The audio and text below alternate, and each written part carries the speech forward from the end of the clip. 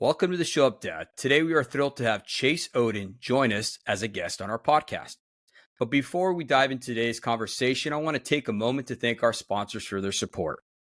This episode of the Show Up Dad is brought to you by Tallman Equipment, a leading provider of high-quality tools and equipment for the powerline industry.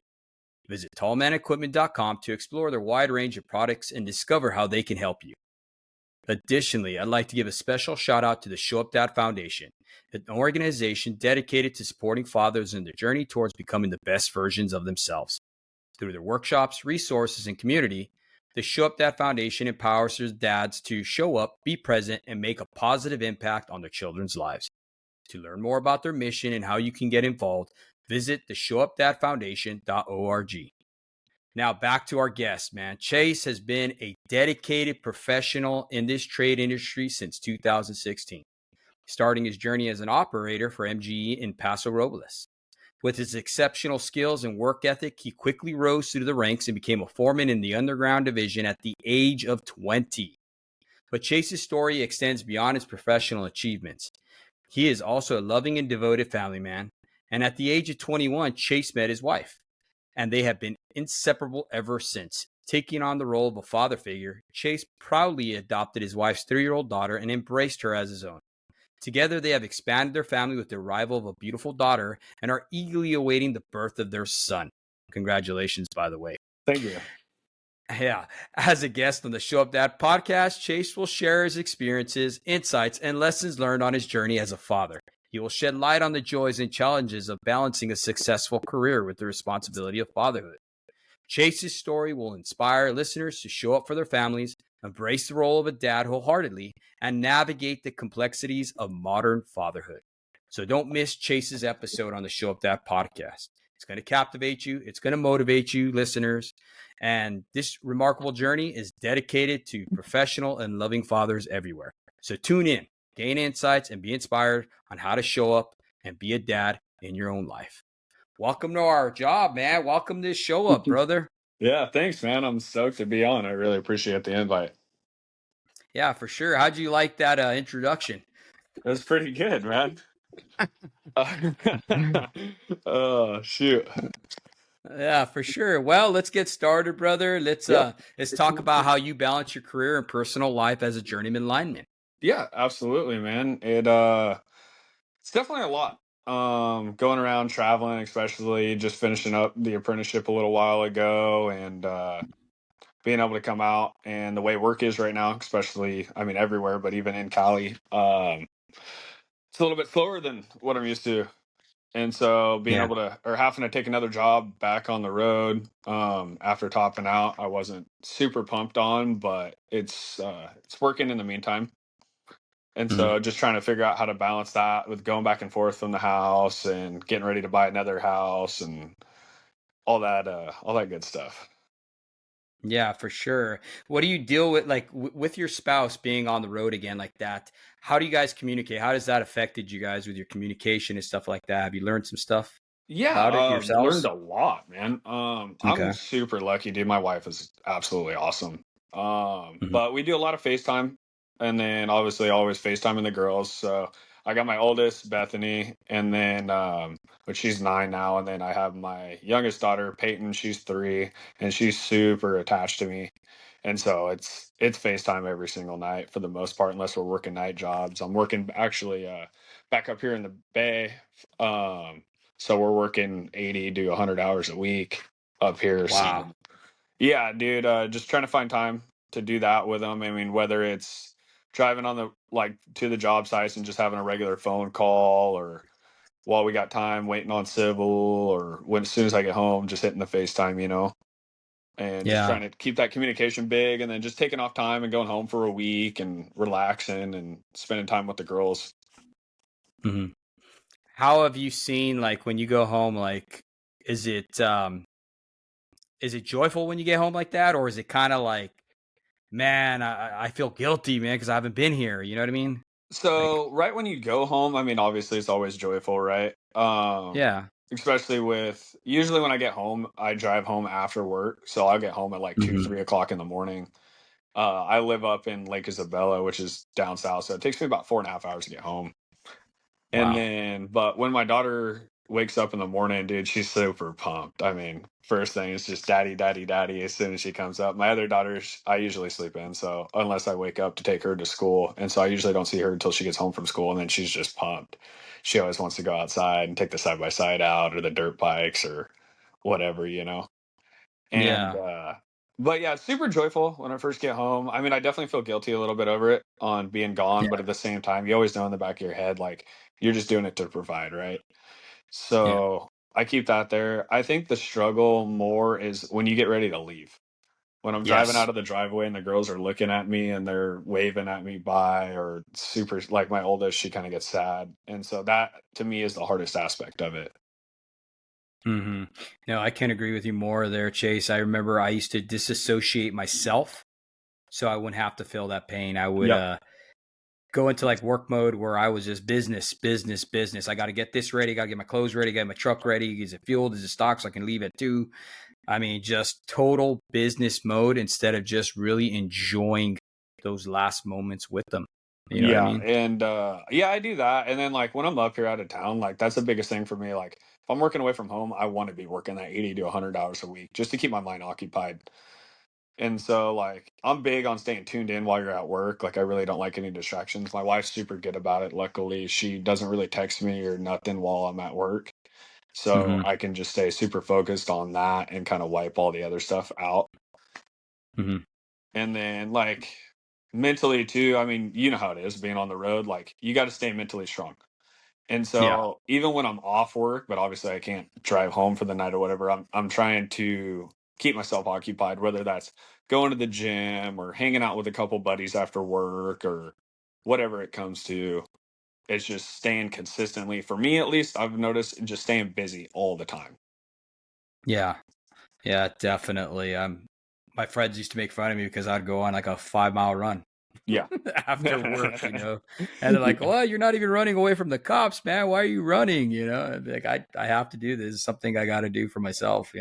Yeah, and that was another reason why I came up here. I'm living in like downtown Capitola right on the beach while I'm up here Hmm. out of town, so it's like getting off work, dude, going surfing or going fishing with a couple of buddies or well, I mean, what going out to dinner even, something small as that. It's just staying consistently busy.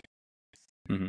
Do you feel it's because you know yourself well and you know that you need that as far as your own mental health, or Yeah, like what's the 100%. choice on that? So Okay. like I grew up on a ranch growing up, so like I was always outside as a kid. And Yeah. so for me coming home and sitting in my room and playing video games, my mind won't turn off. And then I'm Yeah. consistently thinking about, I mean, just analyzing everything, right? So Yeah. I've noticed for me, if I stay outside and I'm busy and I'm doing stuff, then at least I'm not completely consumed with that aspect of it. Mm. No, I agree with you, man. Um, So you talked about communication with your spouse, being on the road. You talked about having that FaceTime and stuff like that. What other advice for apprentices struggling with work-life balance can you give, brother?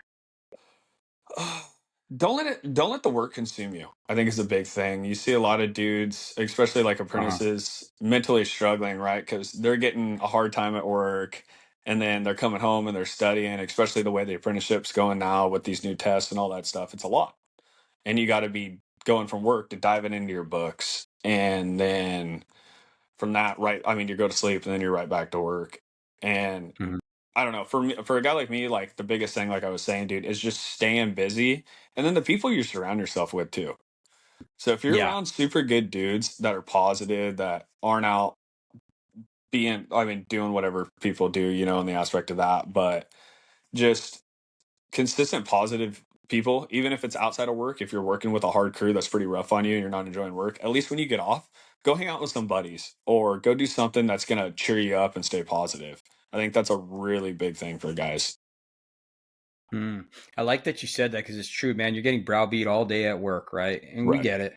It is what it is, but just to pour into everything that has been taken out of you throughout the day, right? You got to Yep. get that tribe back, right? That positive influence in your life to just to fill in, right? Yeah, 100%. And it's like, I mean, you know how it is. Some guys they go to the bar, some guys they go do stuff or whatever, Yeah. or like go try something different. Like I came back up here and I grew up rock climbing, and so now like I'm going to the climbing gym and all that good stuff.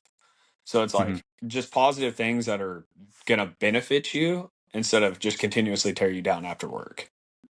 Mm, I like that. Yeah, you gotta keep filling in that positive tank, right? Yeah. Well, the more active you are, the better you feel. Yes, I gotta agree with you 100%, man. You do it's good for your mental health. I know that's a big thing right now more than ever, especially with apprentices, is their mental Yeah. health, right? So I'm glad that you spoke on just doing something that makes you feel better, Yeah, you well, know? and at the end of the day, right, if your mental health's good, you're going to perform better. If you perform better at work, your work life's going to probably be a little bit easier because you're doing Mhm. good and you're not going to be getting yelled at. And then that translates back to your family. If you're happy at work and you're happy outside of work, even if you're on the road, then you're going to have a better relationship with your wife. Your communication's going to be better and everything's going to continuously move forward. Yes, planting those little seeds, man. Heck yeah, Yep. getting those little wins, right? Yeah, I dude, just like setting yourself up for success is the biggest thing. Absolutely. And I see that even with all the influencers that are out there right now, everybody's always saying, you got to stack wins. You got to stack wins, even if it's something as simple as making your bed in the morning, right? I Yeah. agree. You do. You absolutely feel better when you have purpose, Yep. right? So, with that being said, brother, I'm glad you mentioned that. How has becoming a journeyman lineman now changed your persona as far as what you believe the trade was to now, from an apprentice standpoint to a journeyman lineman standpoint?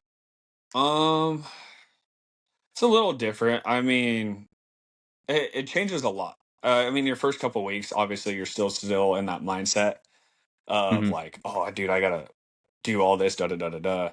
And then now, in the aspect of just being relaxed at work is a big thing. And I Hmm. think you're a lot more mentally clear, so you have a lot less aspect of you can catch stuff that's going to go wrong. I've noticed a lot because you're Hmm. a lot more calm in the mental state. And Hmm. then that, and then caring. So, like being a book one hand out here in California, you work with travelers all the time. And I've worked with Yeah. some absolutely awesome travelers, man.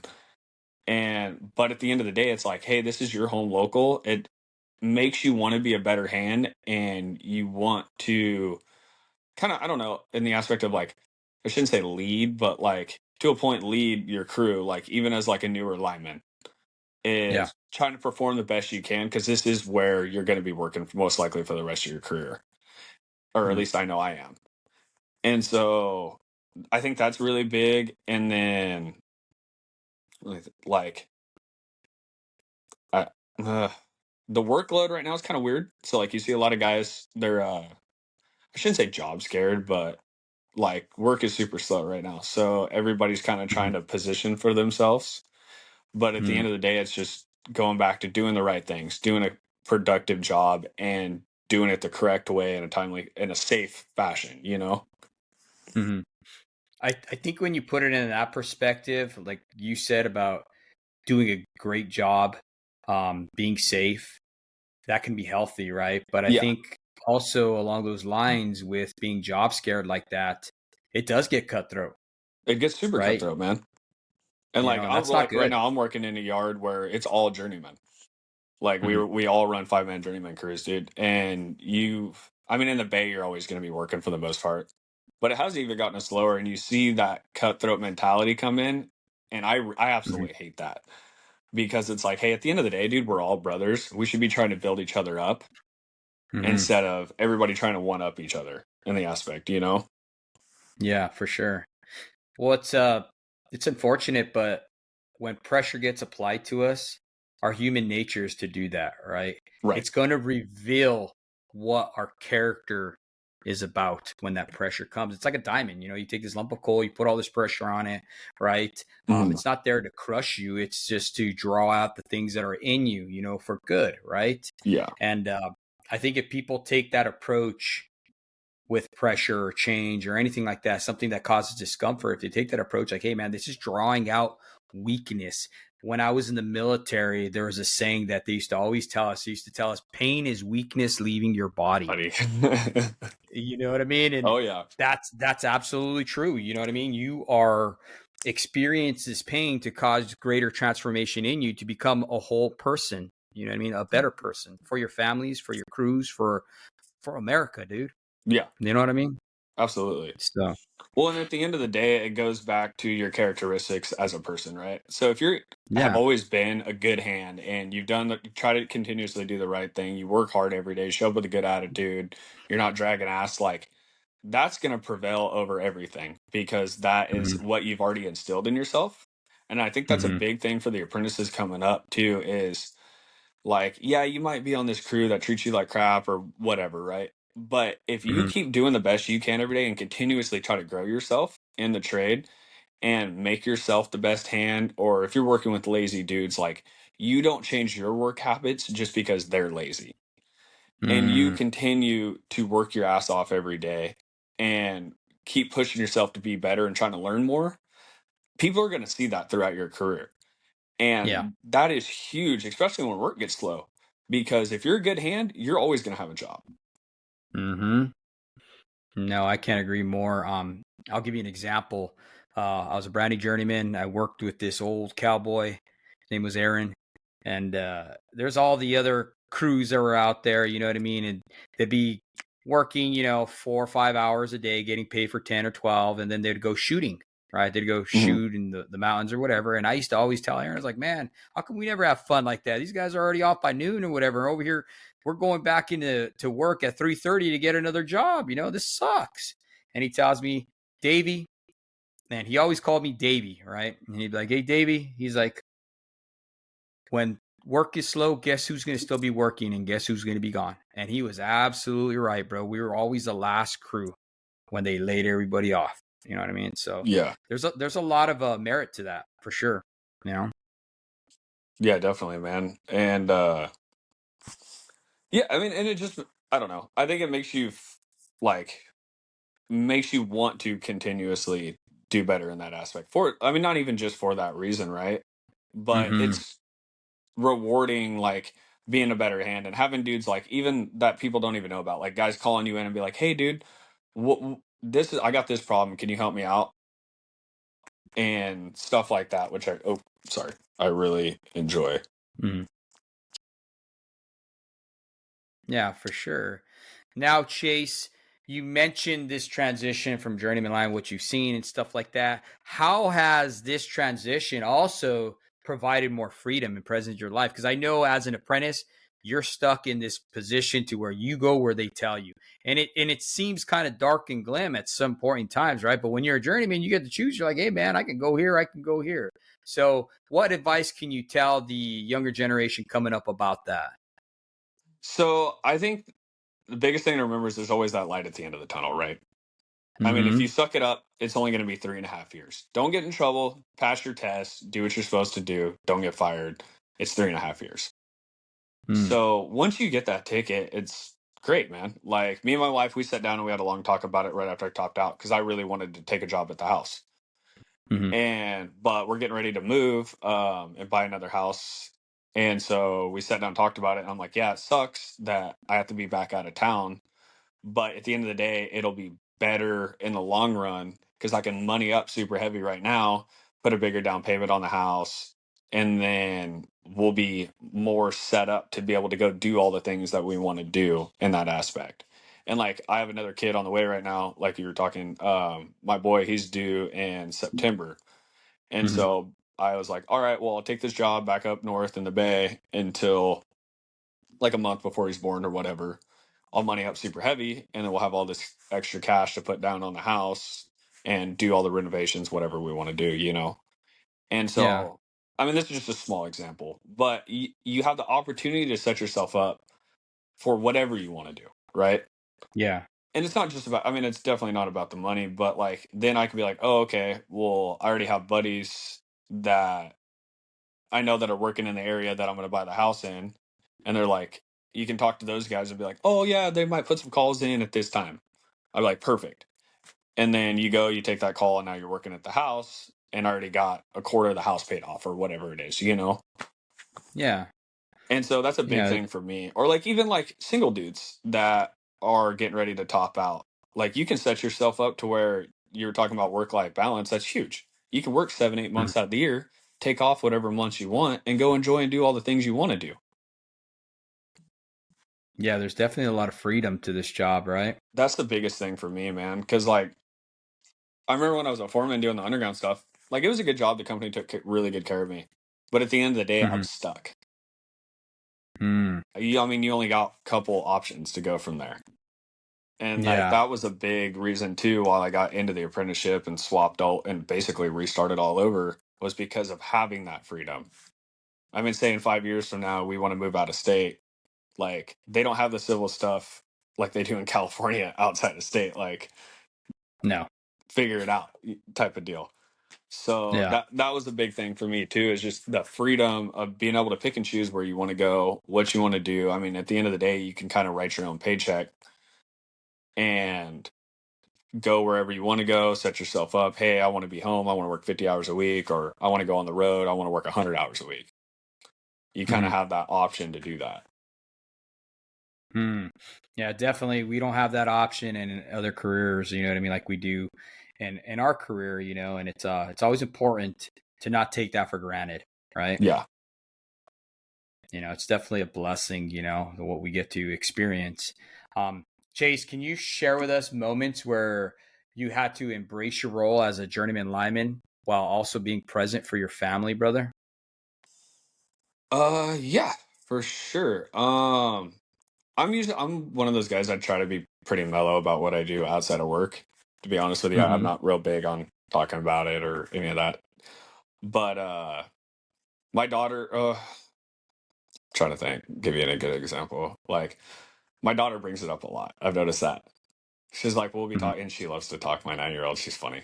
And like, cause different kids will be talking, and she's like, "Oh yeah, like my dad's a lineman. He does all the stuff." And like, I did a lot of helicopter jobs when I was going through the apprenticeship and all that good stuff. And Yeah, she really enjoys that. So like that part's been cool. Or like, I mean, you always get those people like, "Oh, you guys have like a nice place or whatever," and it's like, and I tell them like, "Yeah, well, I just most of the time I just tell them like I got a decent job, you know." yeah, Um, but that's kind of like the majority of it for me on the outside of work. I try to keep it pretty mellow. pretty low pro, right? Yeah. Yeah, no, I've seen that. Like most of the time where I came from, people didn't even know what a lineman was Yeah. at all. You know what I mean? Unless your power went out, they had no idea. They're like, lineman, what do you mean you're too small to be on, playing? Who do you play for or whatever? And it's like, no, man, power lineman. But needless to say, yeah, sometimes it's better for you to just keep that low profile. You know what I mean? That way people don't target you. I know, and this is a prime example, a lot of times pride got the best of me. And, when I had work at our other house that we had and I'd pay it off in cash, and Yeah. people would be like, what did you do? What do you do? And I'm like, well, I'm a journeyman lineman. And all of a sudden the actual pay that they had first quoted me went up. And it was like, man, I should have just shut up and just let you think I was something else. You know what I mean? But now all of a sudden it's going up. And I experienced that like 2 or 3 different times, you know what I mean? Until I finally learned my lesson. Just don't say nothing, you Yeah. know? Sometimes less is better, man. Yeah, for sure. You know what I mean? Um, how do you prioritize self care and mental well being in your demanding career? I know you talked a little bit about hanging out with friends and working out and all that stuff, but do you do you have a spiritual aspect as far as your own life? Like, is there a higher power that you pray to or anything like that? Like when times get hard? Yeah, man. For sure. So I grew up as a Christian with my parents. My parents are heavily involved in the church. I'm more a Hmm. bigger believer in just it's a personal aspect with me and God. Yeah. But yeah, I mean, I mean, I'm praying every night. I Hmm. think I have a good relationship with him. I go to him pretty much for everything that's getting difficult and ask for guidance, And Hmm. then I try to instill that too, like with my family and my daughters, everything. Like one big thing that I went to growing up here in California was we went to Hume Lake every year as a kid. Hmm. That Christian camp up in the Sierras, dude, and that place was super awesome. That helped gain my like knowledge and everything moving forward, all the way into becoming an adult. Yeah. And so, and my parents, they're both super busy, like with the church. My wife, when I'm out of town and stuff, like my wife and my kids, they still go with my parents, which is awesome. Um, and then it just goes back to like your core values and instilling that around your life too. That's a big thing for me, Yeah. Yeah. and like me and my wife, we have a pretty easy relationship. Like basically just don't lie to each other and keep our communication big. And then if Hmm. anything's too much for us to handle, then obviously we put it up to him, right? Yeah. No, for sure. Now you guys are a blended family, Chase. Um, how has that affected you as far as your idea of discipline versus her idea of discipline and stuff like that? What are some tips you can share with our audience who are dealing with blended families like that? You know what I mean? Yeah. So discipline aspect, I've gone a different route. I mean, you have your obviously your old school mentality, right? Of like Yeah. like your parents yell at you and spank you when you get in trouble and all that. And we kind of go on a different aspect with our kids. I mean, with daughters and being a male, you have to learn how to be mellow, Yeah. in my opinion. Um and like my daughters are both pretty rowdy, man. I mean, they've grown up on a ranch. I mean, they live on a ranch up in Lake Isabella. Horses, dirt bikes, all that good stuff, right? So like my Hmm. oldest daughter, she's a lot. She's pretty hard-headed and very uh strong-willed at times, but she's highly Hmm. intelligent. And so what I do with her is like when she's acting up or if she gets in trouble at school or da da da da da, I kind of try to make the punishment fit the crime to the aspect. Like Yeah. my wife's a hardcore neat freak. She keeps our house immaculate. And my daughter, like, she'll if her room's messy or whatever, she'll make her clean the room. But then if she does something else, like we'll go muck stalls all day together. Yeah. I'll be like, well, if you don't want to keep yourself clean, you're gonna learn, you know, and Hmm. different things like that. So it's like cleaning up heavy. I mean, my dad always did that kind of with me, where it was like whenever I messed up, I just worked. Yeah. He would just give me more stuff to work on. And eventually I got sick of doing it because I wanted to go do what I wanted to do. And so I kind of cleaned it up. And Yeah. so I kind of followed that with her. I mean, obviously my 3 year old's super young, so we're still Hmm. doing it, but she's like a total different kid, right? So you're always gonna have different parenting ideas with your kid. Um, like a big thing with her is like I don't like the kids doing the temper tantrums and all that kind of stuff, right? And Yeah. so I just kind of distract her at this age in time. But we Hmm. also, she knows the rules, right? So, like, she gets mad and throws toys or whatever. We're going to sit down and have a conversation about it. I mean, like, hey, Peyton, you can't be doing this. And Hmm. can you go pick your toy up? And then we'll continue on from there. But Hmm. like my oldest, yeah, that's the best thing I have found that works. Instead of doing the yelling and all that stuff, that doesn't work because kids just shut down. No. And so Yeah. it's, hey, we're gonna go out and work. And I'll go if I'm when I'm home, I mean, I'll go out with her all day long and Hmm. just stay on her. I mean, for sure. But we just go out and we work. Yeah. I'm glad that you took that approach, brother, because you're absolutely right, man. When you yell at a child, you are misrepresenting God in that moment.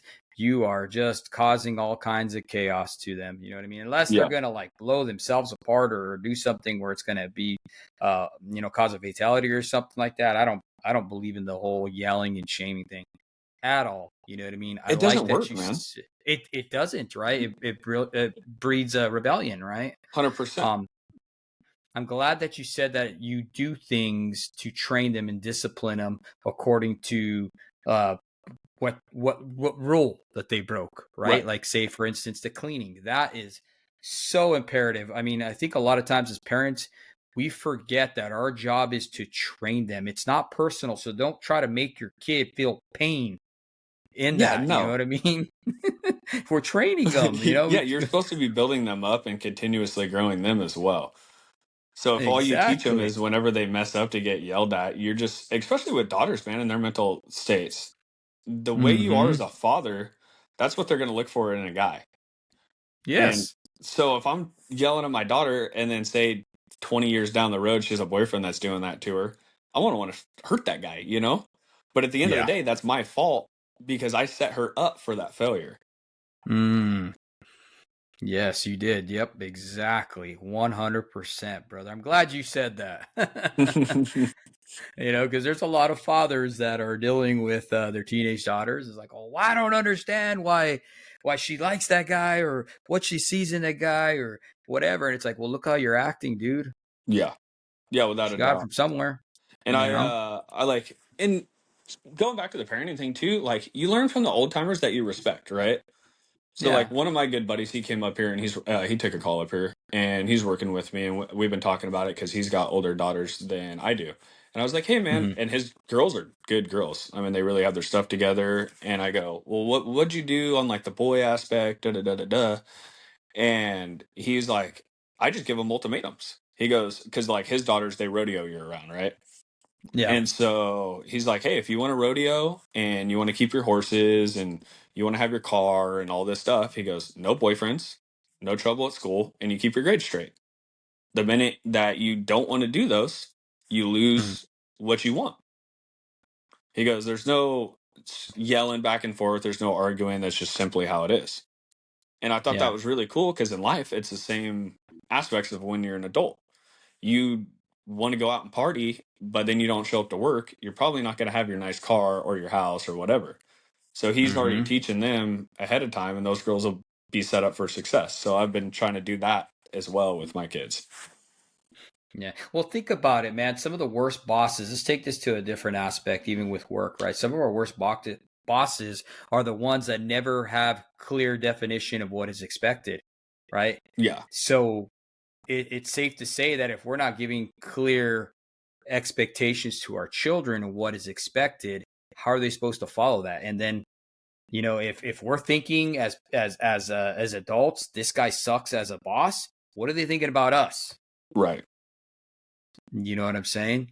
So definitely having those clear expectations of what's expected into them or expected of them is 100%. It's a must, bro. I can't agree with you more, man.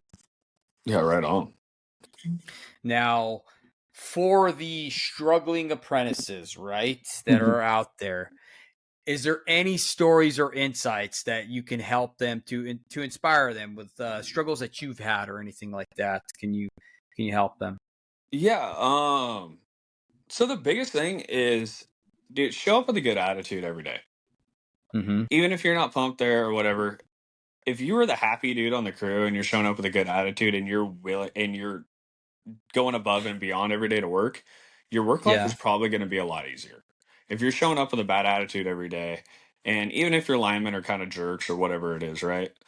Like Mm-hmm. if you just continuously show that, like, hey man, I want to be here and I'm trying to do this, and you're prepping the trucks better, and you're staying couple steps ahead of those guys at all times, I guarantee you will watch your work get easier. And Yeah. or at least the guys are going to treat you a little bit better. Mm. And like, I think that goes back to a lot of things is if you show up, you work hard every day, you do what you're told, you're staying ahead of these guys and you're asking questions and continuously trying to get better because your job is one, to learn all of this, which is a Mhm. lot, especially because you're going to feel overwhelmed majority of your apprenticeship. And two, if you can stay ahead of these dudes and make their lives easier, they're gonna make your life easier. Because even if they you getting along with them and say you do screw something up or whatever, which is gonna happen as an apprentice, they're probably more Yeah. likely to be mellow about it and just be like, hey dude, don't do that again, whatever, you know. Mhm. And just remember, it's 3.5 years. It's not that long.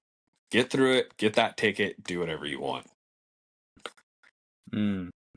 And I do good like in your that, man. schooling. Like that is a big thing that helped me out a lot, is really understanding the equipment that you're working on and why you're doing it.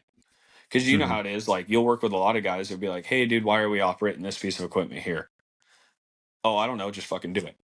And you're like, Yeah. okay, that's cool, but I want to know why. And being that dude on the crew that understands how this piece of equipment works, why we're doing this, one, will help you be more productive. Two, you're going to be Mhm. a whole of a lot safer.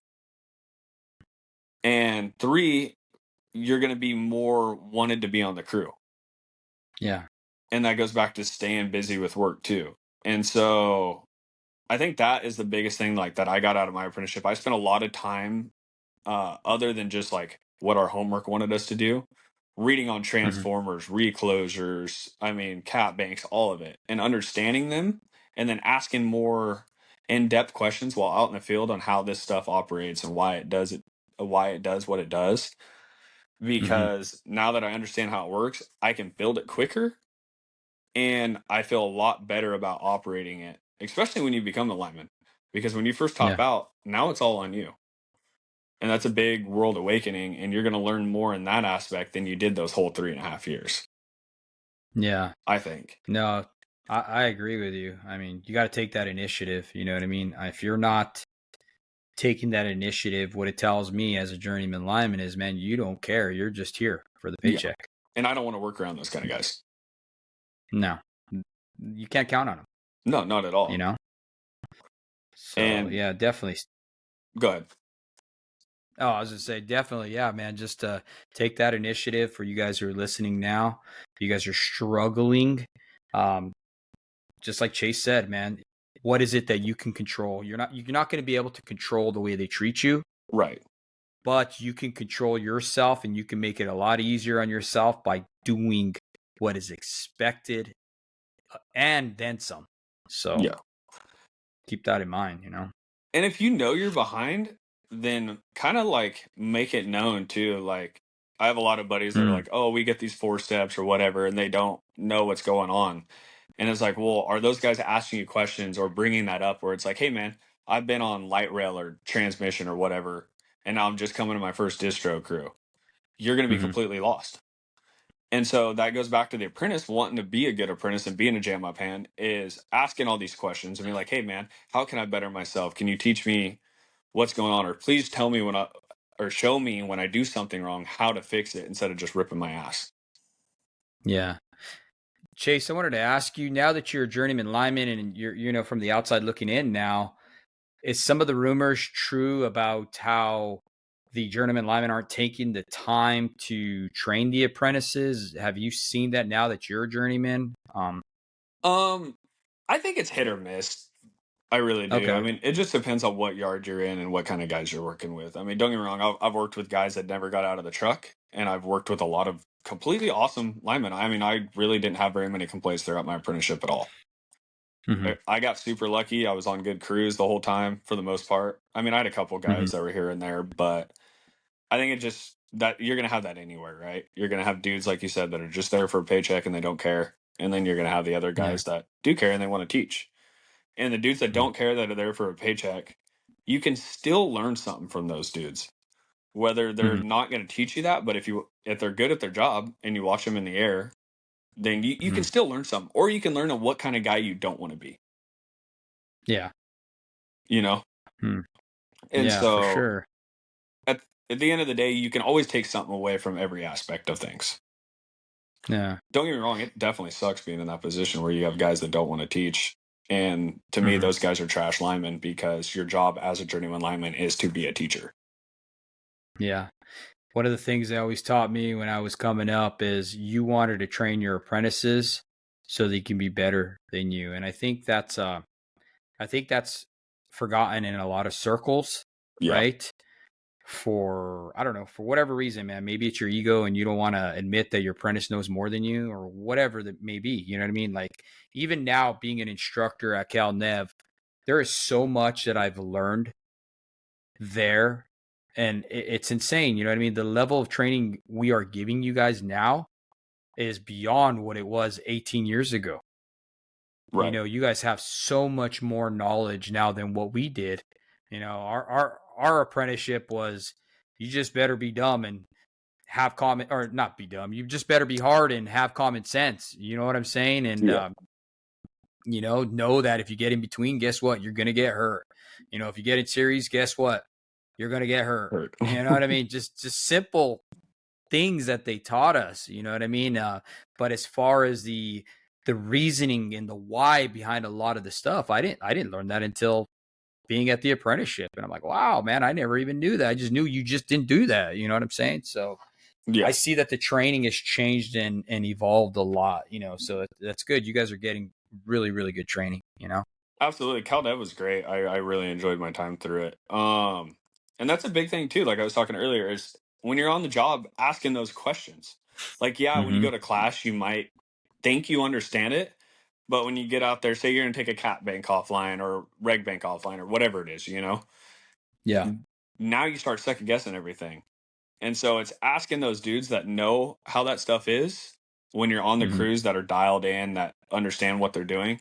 Take huge advantage of that and just bug those dudes and be like, hey man, can you please explain this to me a little bit more in depth, and asking questions and all that stuff. Like, even when I have groundmen that are working with us and stuff, I still try to help them out and make them kind of understand what's going on.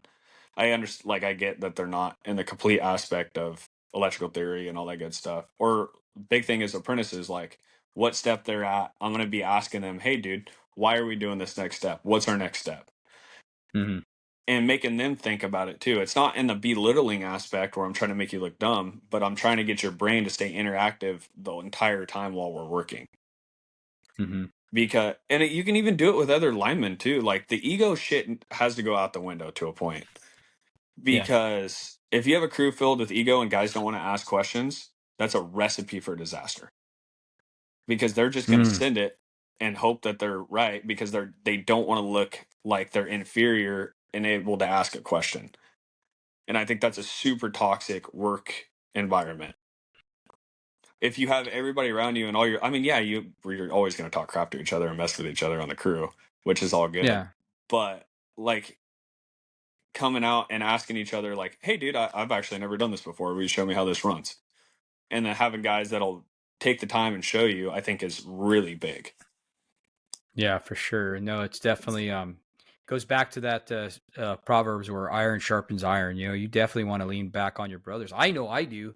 Yeah. Even as a troubleman when I was working, I would call dudes up, man. I'd call you guys the director up north. I'd call Will. Will was another seasoned troubleman, and I'd call him up. I'd be like, Will, I've never seen this dude.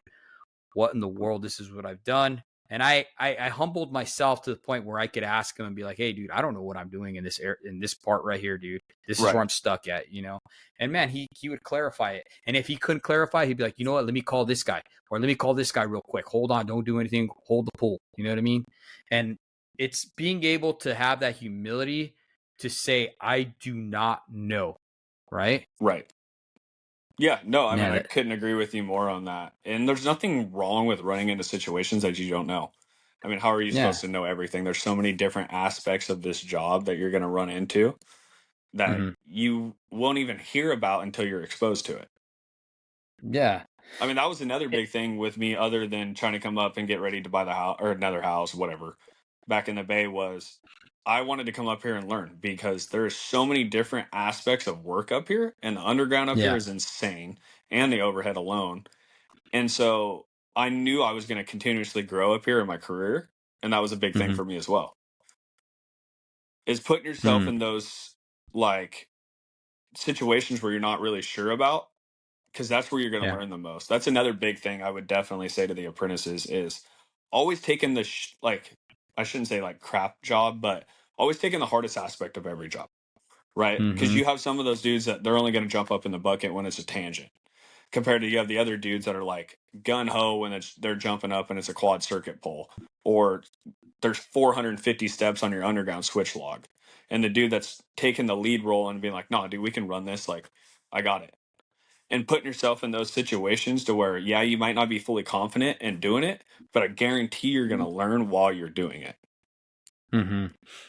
Yeah, definitely. You're putting yourself in a position to where you gotta stretch, right? It's like You it's have like to. lifting weights. You know what I mean? Yeah. You have to put yourself under that stress in order to grow, right? And it's gonna hurt and it's gonna get stretched and you're gonna feel sore, and that's part of the whole process, right? So put yourself in those uncomfortable positions and get comfortable being uncomfortable, Yep. you know? Yeah, That's the absolutely. whole part of this whole life, dude, is that it's all about that being comfortable being uncomfortable. Even in this industry, in this trade, your apprenticeship, if you look at it from that point of view, dude, you got to get comfortable being uncomfortable, because there's going to be times when they ask you to travel 11, 12 miles away, or not 12 miles, 12 hours away, right? Yep. And you got to get comfortable with that. It's going to make you better in the long run. Absolutely. So getting back to how you are involving your family in this journey with you, right? Do you allow them to travel with you at any point in time? Because I know past guests have said that that's one of the things that they do to stay plugged in. Do you do that Yeah, as so well? the girls come Okay. up here a lot. My oldest, she loves the beach and all that, so they come up and visit quite a bit. Um, Mm-hmm. and like, I mean, some guys they do like a timeline, right, where they'll work 3 weeks on and then make sure they see their family for that week. Mm-hmm. And we did that for a little bit, but it's more. I mean, she just kind of like my wife's like, "Hey, I want to come see you." They just come up and see us. It's no big deal. Yeah. And so, I mean, I'll see them at least a couple times. I mean, minimum like 3, 4 times a month. I mean, they're Yeah. only a 4 hour drive, so it's not that bad. Mm-hmm. How important is it to have a spouse that supports you, especially through your apprenticeship? You know what I mean? Like, how It's important was huge. that to you? It's absolutely huge, and it takes a special kind of woman to do that too. Mm-hmm. And because a lot of people look at the aspect of like, oh, like you're the one that's gone, you're the one that has to miss out on the time with your kids and all that stuff. Like, nah, dude, your wife's the one that's staying at home, raising the kids by herself, dealing with all the stuff at home by herself, and Mm-hmm. that's a huge thing too. And I've become so much more appreciative for my wife uh, throughout the apprenticeship, and then now topping out and being gone. With that, I mean, she deals Mm-hmm. with a lot. And she's a stay-at-home mom. I mean, she owns her own photography business, and she stays busy as much as she wants to with that. Yeah. But um, that was a big thing for me. And then just knowing always in the back of my head that like I'm doing all this for a reason, right? So I Yeah. mean, I had a great life growing up. I mean, I had awesome parents. They're still together to this day. I mean, great relationship. I had a really good um, what's the word I'm trying to think of? Like role models, basically in Okay. marriage. Like I think I've Mm-hmm. only seen my parents argue maybe twice. And Mm-hmm. it was pretty mellow. Like, yeah, I grew up with a super healthy relationship, and that was big. And it was different. Obviously, my dad he owns his own tile company, so he was home every night. He went to every one of my baseball games. He went to all my snowboarding events, dirt bike, everything. And Mm-hmm. being gone is definitely a little bit harder with not being able, like my daughter, she's super busy in sports. She does cheerleading, softball, all that good stuff. And my wife's Yeah. super involved with it. But then I always remember in the back of my head, like the reasons they're able to do all that is because of the job I'm working. Yeah. And especially nowadays, I mean, you know, everything's way more expensive than compared to when we grew up. I mean, it's Oh three, four yeah. times the money. Definitely has gotten a lot more expensive. Yeah, man. So it's just being able to really not ever have to say no. Yeah. That's No, really big to me. It's like, hey, my daughter, yeah. she hits me up and she's like, hey, Dad, I want to go snowboarding this weekend. Cool, let's go to Mammoth Yeah. or whatever it is, you know? Yeah. And No, it's definitely a blessing, for sure. I like that you said that, just being able to not have to say no, you know what I mean? Because I know how it's like to put diapers away or pay the electrical bill, right? For my yeah, first daughter, until I got into the industry. And that sucked. I mean, that's a blow to your ego and everything, especially having a degree and then being, you know what I mean, a combat medic and stuff like that. You know what I mean? Here I am not making ends meet, and fortunately I was able to get into this industry, this trade. My family were linemen, and my younger brother, he was a lineman, and I got into this industry and I loved it. And I've been able to prosper and grow within it, both uh, physically growing and also mentally growing, and even character growing. This trade will definitely magnify the problems you didn't even know existed, you know? yeah. Well, I know I tell all my buddies like that talk to me about like even that aren't in the trade or whatever. I'm like, dude, it is the most humbling aspect of your life Yeah. because it will every single time. Mm-hmm. Absolutely, brother. Well, Chase, how, now that you're once again outside looking in from being an apprentice to journeyman lineman. How do you deal with those apprentices, or if you've even gotten one, that you see are just not getting it? You know what I mean? How do you Yeah. reach them? Because a part of being a journeyman lineman now is being that mentor, Right. right? Both on the job and even after work. You know what I mean? If they're struggling with their life, their marriage, their whatever it may be, you know, you're a mentor. You know what I mean? You're in that position now. So what have you seen? I think, well, I mean, you have different aspects of it, right? On the job, Mm-hmm. everybody's going to learn different for the most part. Yeah. So you have different dudes that respond to different things, completely opposite. You have some guys that if you ride their ass, they do better. You have Mm-hmm. some guys where if you pull them aside and be like, "Hey, bro, you need to boom up on this aspect. This is what you're doing wrong," and calmly explain it to them. Next Mm-hmm. day, you can see them totally flip switch. And then you have other guys where you try different things and it doesn't work. And that's another thing I've noticed too is certain dudes, at the end of this day, this job's not meant for everybody. Yeah. You know, you're a hazard to yourself and everybody around you. And I think that's another thing that I've noticed where you see nowadays more of those guys getting passed around than, say, getting fired, right? Mm-hmm. Because I don't want a dude that's not super confident what he's doing up in the primary with me. I mean, if he's an apprentice, it's different. But Yeah. once that guy gets passed along his apprenticeship and then tops out, and you can tell, like, dude, this guy has no clue what he's doing. That is the fault of the lineman that has worked for him in the previous. Mm-hmm. Or the guys that some dudes say they're on a crew and they're getting their ass ripped. And then you're like, well, this dude works hard, he tries, but these guys aren't teaching him. Maybe try to swap him over and get him with you and be like, hey, dude, like, what's going on? Have a talk with them and then try to help build them up. Because, like you said, at the end of the day, that's our job, right? Is to make Yeah. these dudes better. And so, like, that's kind of more the aspect of like what I've gone after is trying to find Mm-hmm. different routes to where each dude learns and then capitalizing on those routes to where, like, hey, dude, like, this guy operates this way. So I'm going to just keep building him up and feeding him in that aspect. Mm-hmm. But you also, I think, as a journeyman, can't be scared to say, which, I mean, no guys are scared to say, but hey, dude, this job might not be for you, bro. You might want to figure something else out because you're going to eventually hurt yourself. Yeah. And then outside of work, I've been lucky. Most of the guys I've worked with have been pretty cool.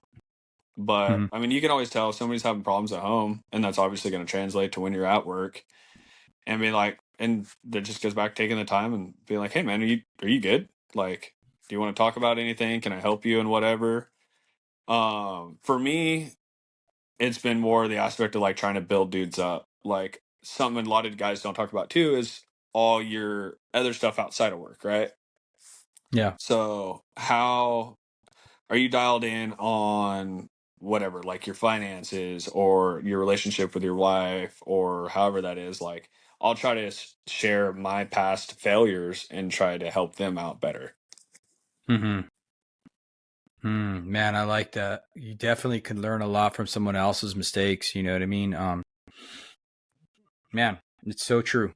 It is so true, man. When you can offer that advice and to a younger guy coming up, or even a guy, you know, a peer or whatever, if you can offer that advice, you know, to them and be like, hey, man, look, dude, I see this, I recognize this, I'm doing this because I care for you, bro. Yeah. You know, and I want to let you know you're going down the wrong route. You know, I heard a great saying, and I always say it all the time, and it's no one cares about how much you know until they know how much you care. Right. Yep. Yep. And that is absolutely true. I mean, if you're that guy who actually shows that you are truly your brother's keeper and that you care for their well-being and you care that they get home to their family and their loved ones at the end of the day, man, that speaks volumes about your character. 100%. And it's like, why would you not want everybody around you to succeed? That's a big thing for me. Like, you see this ego stuff all the time at work. Mm-hmm. And I mean, to a point, like, it's funny, whatever, we have fun. I'm big on that too. If you know anybody that's worked with me, but at the end of the day, dude, like, I want everybody else around me to succeed too. And I Yeah. don't want, like, it bothers me when I show up on a crew and like somebody's all fucking pissed off. Like then it's like kind of my goal where it's like, dude, what can I do to kind of cheer this guy up, or however it works. Where because I don't want to be working with guys that are miserable, because then that eventually it's going to catch on to you, right? And then you're going to start going downhill. So that's a big thing for me, is just continuously like, hey bro, what's going on, or joking around or whatever it is, trying to build everybody else up around you. And if you do that, people are going to want to be around you too. I've noticed, like, and that'll do you better too. Like, say your crew's off for the day or whatever, and like you're always joking around at work or having fun, but still banging workout. Other crews are gonna be like, "Oh, dude, why don't you come with us?" Or guys are gonna hit you up. Like, I've had a lot of dudes that I went through the apprenticeship with, from apprentices to linemen to groundmen, that still, I mean, call me all the time to this day, where it's like, "Hey, bro, thanks for helping me out, man," or "Hey, you always checked on me, dude. How are you doing?" And that is super rewarding to me. Yeah. Yeah, it definitely is, when you're always giving and giving and giving, you know what I mean? And just to have one person reach out to be like, hey, how are you doing, bro? You Yeah. know what I mean? That speaks volumes, right? Yeah, it's You big, know? man. I mean, it doesn't have to be try to make yourself look better all the time. You can build everybody else up. For sure. Well, Chase, thank you so much, bro, for coming on here and sharing what you do to be successful, dude, and the transition from being an apprentice to a journeyman lineman. Congratulations once again. Thank you. Congratulations on your son that's coming up, bro. I can't stress, I can't stress enough, Chase, man. I am super, super proud of you, bro. Thanks, man. I really appreciate it, dude. It really, really just puts joy in my heart to know that I am around guys like you, and I'm able to mentor guys like you within our trade, our industry, and it just gives me hope for a brighter future for where this industry is going, you know, and just changing it one person at a time, you know what I mean, one event at a time. So Yeah, it's yeah, heck awesome. yeah. Yeah, no, I appreciate it all, man. Definitely. And for sure. Well, once again, thank you for coming on here, brother, and we appreciate you. And take care. And if anybody can get a hold of you to ask you any questions, is there anything you want to share with them of how they can do that, brother? I'd like to give you that time right now. Yeah, man. I mean, if any of the guys ever have questions, or whatever, I can throw my number out, or uh I mean, I have my email. I don't really check that thing very often, but Yeah. yeah, so if anybody ever has questions or whatever, they can always call me. My number is 760-223-3120. I mean, from the aspect of work to marriage or however it goes, if I can help you in any way. Well, right on. I appreciate you being able to put that out for them. And thank you, brother. You take care and Right on, man. be Take it blessed, easy. man. Yeah, you too.